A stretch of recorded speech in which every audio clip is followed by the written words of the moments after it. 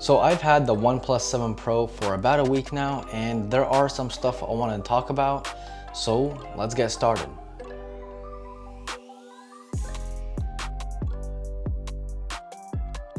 Now, as many of you know by now, I have been an iPhone user for the past 10 years, and my first actual ownership of an Android was the Samsung Galaxy S10 Plus. This phone really did open my eyes to what Android could be. Customization was just out of this world. Now, my second run-in with Android has got to be the Pixel 3a. This phone has taught me that specs don't really matter on paper. It has a Snapdragon 670 on it with 4 gigs of RAM, and it still functions and works just fine, even for a tech head like me. The phone functions perfectly. And let's not forget that camera. And now I have reached my third Android phone, the OnePlus 7 Pro. This phone pretty much opened my eyes and taught me what it's like to be as fluid as an iPhone, but as fast as a rocket. Like literally, this phone is the Android version of iPhone, like hands down. If any of you guys have iPhones out there, you want to switch to Android, I'm telling you, this phone will make you think like you're using an iPhone, like a jailbroken iPhone pretty much. This phone is just out of the world. Now, I want to start out with the negatives of this phone first, just to get that over with, so we can go on to the good things. The first negative is that there is no SD card slot. That may be a bummer for most people. I get it. I understand. I wish I had one too. But personally and realistically speaking, I never go over that much anyway. I don't even go close to 256 gigs. In fact, I know many people that have 256 gig iPhones, but they don't even use most of those gigabytes. Is it nice to have? Yes. Will most people prefer it? Yes. But again, there are many people who don't prefer it or don't really care about it. And this phone is for you if you're one of those people that don't care. Now, the next downside is no headphone jack. I mean, listen, the Google Pixel 3a has a headphone jack, and the Samsung Galaxy S10 Plus has a headphone jack as well, and along with many other phones out there. For me personally, that's not a big deal. I use Bluetooth. I got my Galaxy Buds right over there. I never use headphones. The only time I did use the headphones in the past 3 years was when I got my Galaxy S10 Plus and I wanted to try out the headphones that came in the box. That's pretty much it. I never touched the headphone jack. Just because that's me doesn't mean it's you. If you guys need a headphone jack, obviously the OnePlus is not for you. And that is a downside for the company. The next downside is the camera quality is pretty subpar. I would say it's pretty much on the same level as the iPhone X from 2 years ago. But I do have to give OnePlus props for bringing out 2 camera updates in the past week or week and a half. They're trying it, they're trying their best. I do give props, but I'm being unbiased. The cameras are just not that good. Now, the next downside is no wireless charging. Okay, I agree. That kind of sucks. I do have 2 wireless charger pads around the house. It sucks, but to help alleviate the pain, OnePlus does have 30-watt warp charging. I mean, it is honestly too fast. It's crazy. It's literally too fast. I can plug it in, come back 10 minutes later and be like, damn, is that safe? Is that gonna blow up on me? I'm gonna step back now. It's pretty much that crazy. Listen, no wireless charging, that's kind of a letdown for its price, but not many people use it, and if you do use it, again, this phone is not for you. Cut and clear. Now, my last downside is for Verizon customers only. When I did get the phone, I put in my SIM card, I was not getting any calls or any text messages. I could send them, no problem. The other person could pick up the phone or the other person would receive my text messages, but they could not send anything to me whatsoever. No calls, no text messages. Now, since I'm a pretty tech savvy person, I thought I would Google it. And it finds out all I had to do was just call Verizon, tell them that I switched to the OnePlus 7 Pro, and then they're like, okay, yep, we know. So, hey, at least Verizon knows it's a widespread thing. They pretty much put the phone on CDMA less, so CDMA LESS, so it's not CDMA locked, I guess.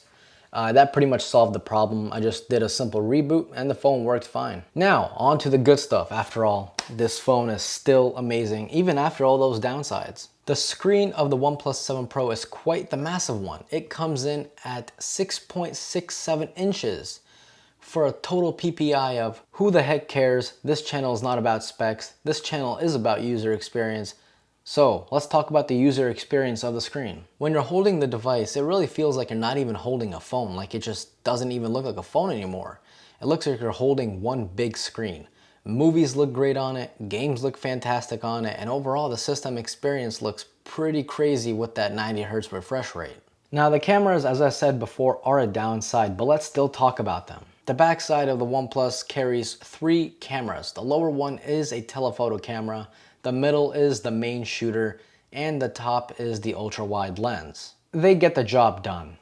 That's pretty much what it comes down to. They get the job done. The photos did get better from the last update, but they're not anything special. The shots look decent, but when you zoom in, even just a little bit, detail dramatically drops off. The 4K 60 video looks pretty good along with the stabilization, so, no real complaints in that department. So the next thing I want to talk about is the speaker quality. How do movies sound? How do, games, how does music sound on the OnePlus 7 Pro?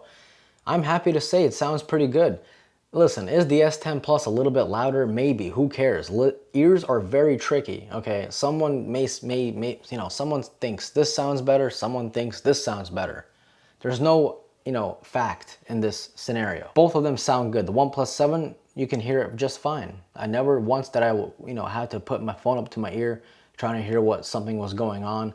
It's a good sounding device. Now I want to talk about the sound quality. After all, it is a phone, right? I mean, if you're one of the 2 people in the world who still make calls in 2019, this video is for you.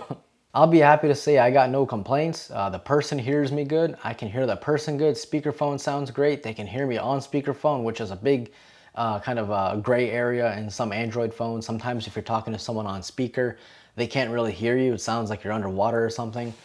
OnePlus 7 Pro has got it down. It sounds good. Now, battery life has been pretty good to me. I mean, then again, every user is different. People use different apps at different brightness, different activity level. Some check notifications more, some check notifications less. Battery life is a very, very, very difficult thing to measure, to put into standard. Now, I did do a dedicated battery test. I will leave a little pop-up over here. You can click on it. You can punch it if you want, but don't do that. You'll damage your screen. You can go watch the video. I do go a little more in depth, but pretty much the lowest I have ever gotten on the phone was 6 hours and 45 minutes of on-screen time. And the most I have ever gotten was about 8 hours and 20-ish minutes. It just differs. Do you have a dark background? Do you have a light background? Do you use dark mode? Do you not use dark mode? Do you play games a lot? It's such a hard thing to measure. If you use dark mode a lot, you use a dark keyboard, a dark wallpaper, just make sure you're liking what you're doing. Don't do a dark wallpaper if you don't like dark.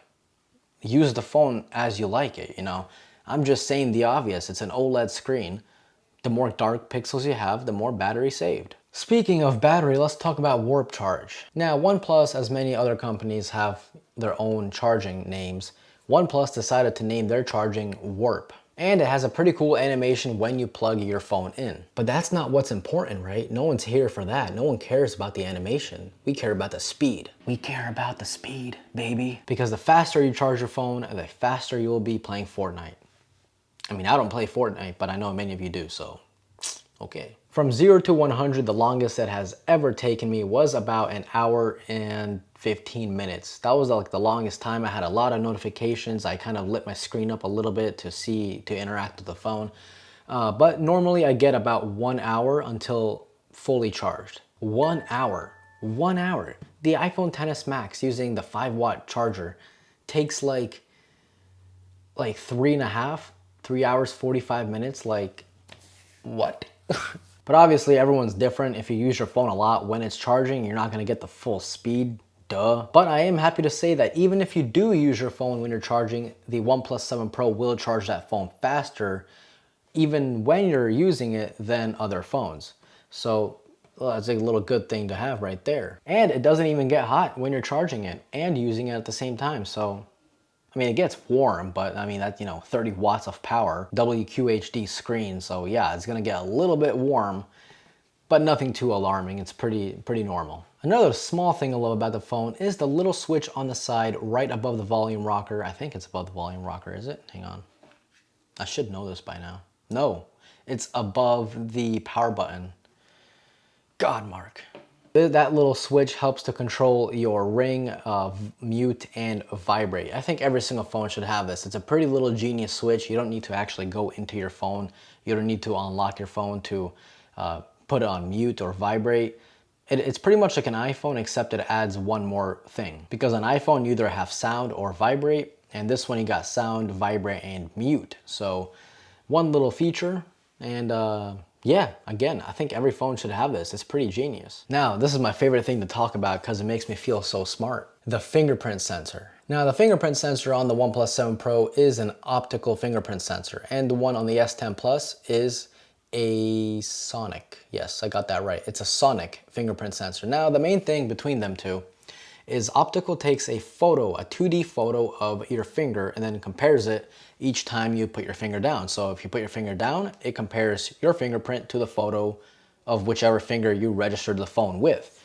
So pretty cut, clear, and dry, pretty simple. Nice, let's move on. The S10 Plus has a sonic one. Now think of it as a bat that's flying, and it screams or hollers, whatever bats do. I don't know, I'm not a zoologist, listen. A bat screams and the sound waves go and then they bounce back, and then that's how the bat finds its place around, right?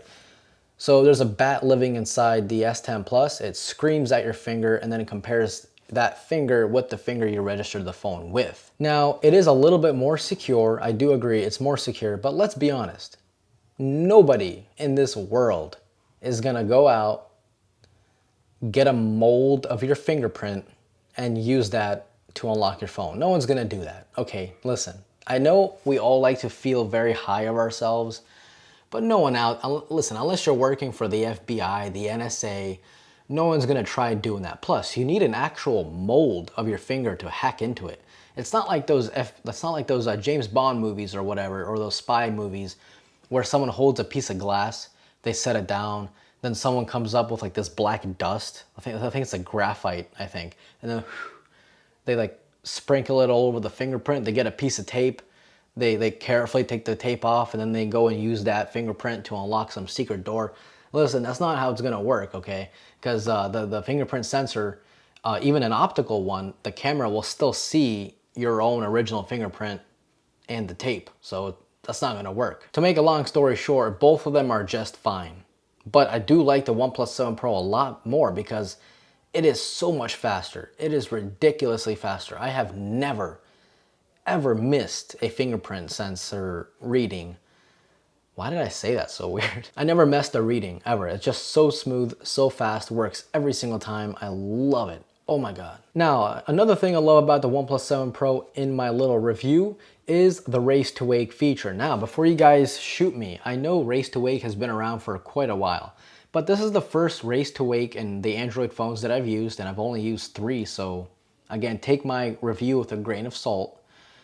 The Race to Wake on the OnePlus 7 Pro is identical to iPhone, which I love. iPhone and OnePlus 7 Pro Race to Wake. Try saying that 5 times fast. It's very sensitive. Like, I can be holding, the phone could be on the table or something, and then I could just barely lift it up, and it automatically lights the screen up, the fingerprint sensor comes on, and you can just unlock your phone super quick. It works literally, it's just insane how quick it works, okay? Again, similar to iPhone, Race to Wake, you just tilt it a little bit, it comes on. Meanwhile, with the Pixel 3a, I feel like it's not as good as the OnePlus 7 Pro, but it's much better than the Galaxy. Sometimes the Galaxy, it's a hit or miss. Sometimes it works very well, but most times you have to make it more dramatic. Like, you actually have to raise it up like a good distance for it to realize, like, oh, he raised it. Let's wake the screen, you know? It's very weird. But I think the OnePlus 7 Pro does it best out of at least these 3 phones right here. Last but not least, you guys probably noticed I didn't talk about the front-facing camera when we talked about the rear ones. I did this because I think the front-facing camera needed its own little section. So how about we get jumped right in? Wait, what? Oh my God, that made no sense. Now, the way OnePlus implemented this camera is genius. Now, I know it's not the only phone in the world, or not even the first phone in the world that is doing it, but I just think it's awesome that they did implement it. So far, this is the only way to get a full screen design. I mean, you know, unless soon someone comes out with a camera under the display. But until then, you have to make some sort of motorized camera to do a full or 100% full screen kind of experience. And I'm very glad OnePlus did decide to do this. The photos taken with the OnePlus 7 Pro are average. They're okay. They're not the best. They're not, you know, if you had to pick one phone, I would not pick the OnePlus 7 Pro for photos. It's that simple. It's good. It does the job. It's sharp. It's okay. HDR is fine. But just for that price point, it's not what I was expecting. But the coolest thing is if you're taking a selfie while eating a hot dog and you accidentally drop your phone, the phone will know that it's going into free fall, and the camera automatically retracts itself into the body super quick. So if your phone falls, you're not gonna get any damage on the camera, but now you probably spilled ketchup on your shirt from the hot dog. Now you got more things to worry about. So that's pretty much it. Did I miss anything? I mean, that's pretty much the OnePlus 7 Pro in a nutshell. I did get this cool little D brand. I'm not sponsored by them. You guys thought I was about to drop a little code, right? Nah. I actually did buy this with my own money.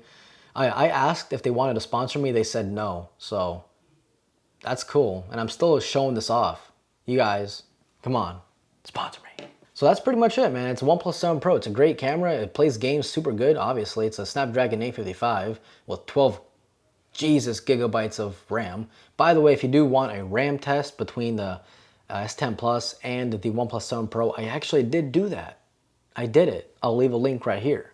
Click it. So that's pretty much it. Adios. Have a good one. It's sayonara. Take care. Do svidaniya. Konnichiwa. No, that's hello. How do you say bye in Japanese? Hang on. How to say bye in Japanese. Oh, it is sayonara. Oh my God, I got that right. Well, all right. So there you go. See ya.